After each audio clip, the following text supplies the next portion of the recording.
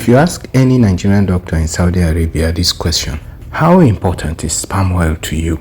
You are sure to get the same response from everybody, and the answer is palm oil is big. I'm not exaggerating this. You see, if you have palm oil in Saudi Arabia, you have no idea how big of a man or woman you are. You are so confident. You feel very rich. You can rub shoulders with anybody at all, and your confidence level is out of this world. The reason why this is so is because palm oil is really scarce here. FYI, palm oil is important in our next gist. With this intro, that's enough. Now let's just start this. A few weeks ago, Phoebs, in case you don't know her, that's my wife, reminded me while I was going to a store that I should get another vegetable oil for them. The one we had was almost finished. So being the good husband that I am, so I went to the store and looked for the oil, which I saw. But then I looked again and I saw another oil called palm olein oil. And that made me to think, is this the same as palm oil? The same scarce palm oil. So I asked the storekeeper whether the vegetable oil and the palm olein oil are the same. To my delight, he said, no, this is not the storekeeper, Sha. Being excited that I am, I rushed home to tell Phoebs about the discovery and eventually tell my colleagues in Saudi Arabia that palm oil deal. Hallelujah.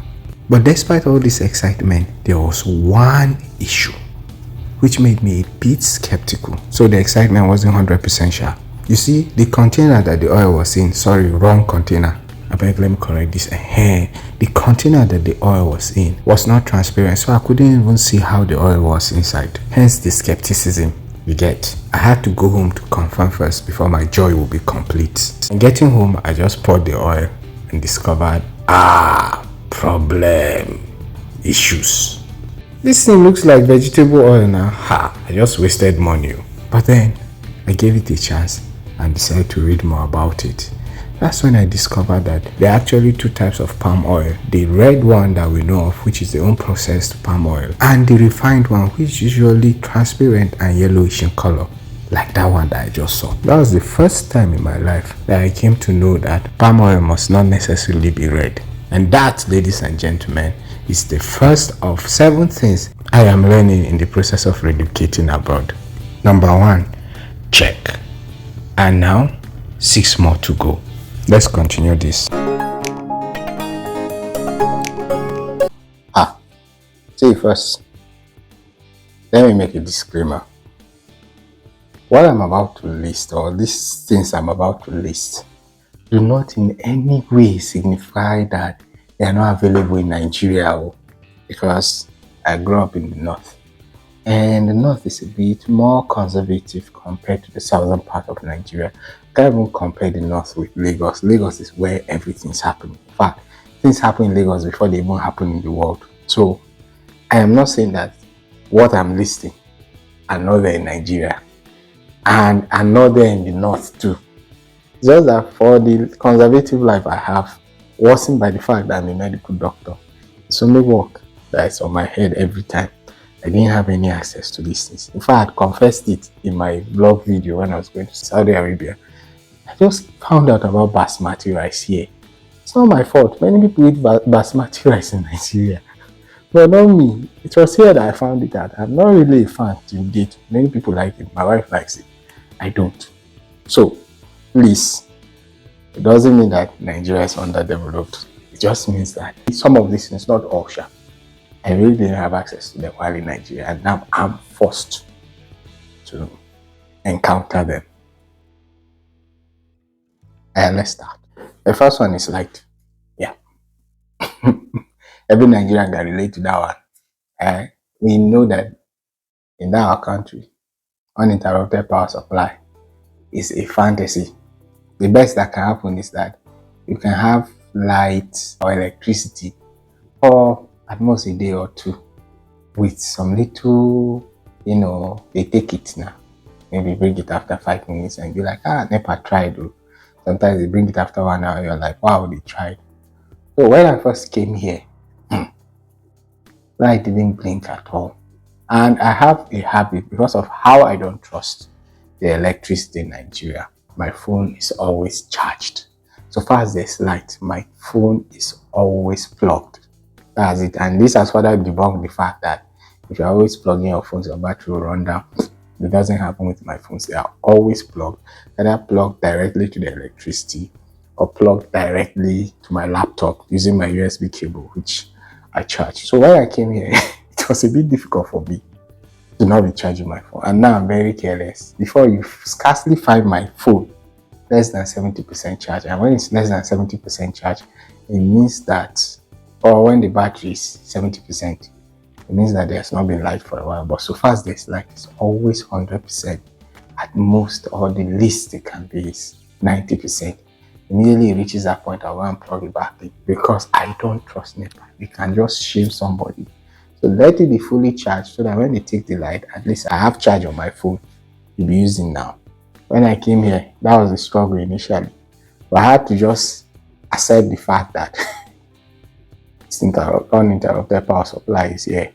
And everyone, nobody should turn me down except you are staying in one estate. That one in Nigeria. Still unbelievable. So yeah, here I am, living with uninterrupted power supply. Even blinking, the only time maybe they take is maybe for maintenance or so. Just after a few minutes, we bring it back. So that's it. The second one is gas. Okay, we use a gas cooker here, and I remember the first day I went to change my gas cylinder. I looked for a company that sell gas, and I was being directed to the place. So I carried my empty gas cylinder to go and buy gas. I took a bolt and told him to just wait for me. I was telling him before we left, before we even reached the place, that okay, you wait for me, you fill the gas for me and then we'll go. So immediately I went and I met the person selling the gas. Just give him the cylinder, waiting for them to now refill the gas for me, because that's what happens in Nigeria. Just saw the guy carry another gas cylinder, like a cylinder full of gas, brought it and gave it to me. I just carried the empty cylinder. I went to drop it. I was shocked. So that's what happens here. Like, you just go and drop your empty gas cylinder, pay for the gas, and carry a new one that's filled. And that's very good. Like, you won't hear anything about these leaking cylinders and the rest, because the gas you're using are good ones. So if maybe the one I got for them was a bit faulty, they'll fix it and life continues. So I was really shocked by that one. That's it though. Me, I don't know whether in Nigeria there are some places that do that, because me, I know you just go drop it, they fill it for you, you carry your gas and you go. So that was the second one. The third one was, we moved in here and we needed extra keys, and unfortunately we have just one key. So sometimes when I go out, the ladies should have a key in case, understand, I shouldn't be carrying the keys. We now found a place that they could make keys for us. I went with a friend of mine and told them that we wanted a key, something similar to this, a replica of this. Just collected the key. He put the key that we brought inside one machine. He asked us how many we wanted. We told him. So he just carried the two general keys picked from a bunch like that and put in the same machine. Started with one, and the machine just made one kind of noise like that. Few. A few seconds. Just gave me the first one. Put the second one. A few seconds. Did the same thing. I was shocked, because I know I've gone to all these key makers in Nigeria. The way they will file the thing and the rest like that. Many times, to be safe, you have to bring your either lock or make sure that you go and try it first before you have rest of mind. So with that kind of mentality, when now gave me the key, I was like, is that all? Don't blame me now. I'm not used to it. Just say that's all. I went home, and the distance from the key place to our house is a bit much. It's not something that I can just vex and start coming back. So as we just went like this, I put in the lock. The thing opened. I was like, hey, wahala. I'm really suffering. Sorry, me, I'm embarrassing you guys. I don't know. It's the truth. I'm telling you, these are my experiences. Maybe you have some locksmiths or wherever they are that have this gendered stuff. I never came across them while I was still in Nigeria. So that's me telling you, this happened. And Okay, quite convenient. I'm telling you, and it's not expensive. We move. And the next one is junks. Yeah, junks. It's so easy for you to get junks here. Like, it's more expensive eating healthy than eating junks. This shawarma that people are shouting, shawarma is so affordable. Like, it's so cheap.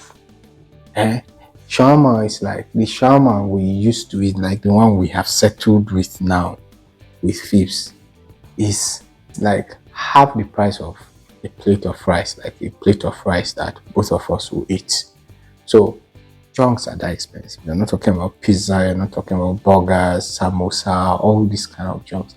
So easy. You could afford ice cream, get soft drinks, soda, all these things, they are so cheap.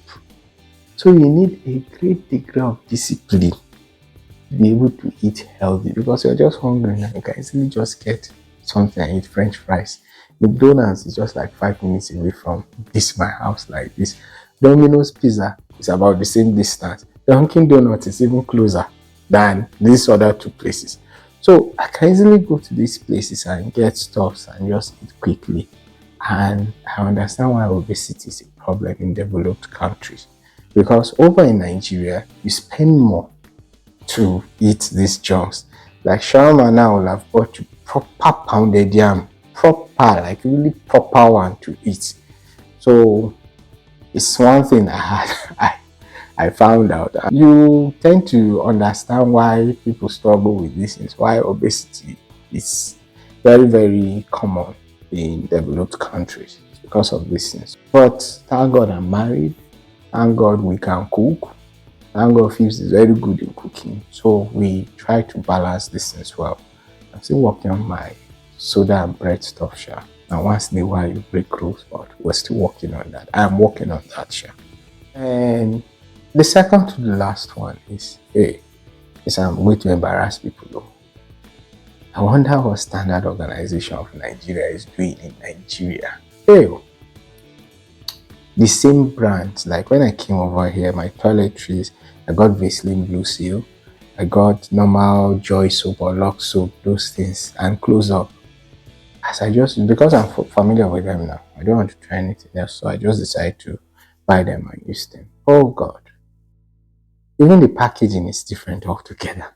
When you just put a little quantity, it just makes sense. Like, and with the sugar and everything now, understand why Oyinbo will be saying you put a teaspoon of sugar in this and it go catch. That Nigerian sugar, you know, sweet too. You just put 1 teaspoon like this and you just see everything is sweet.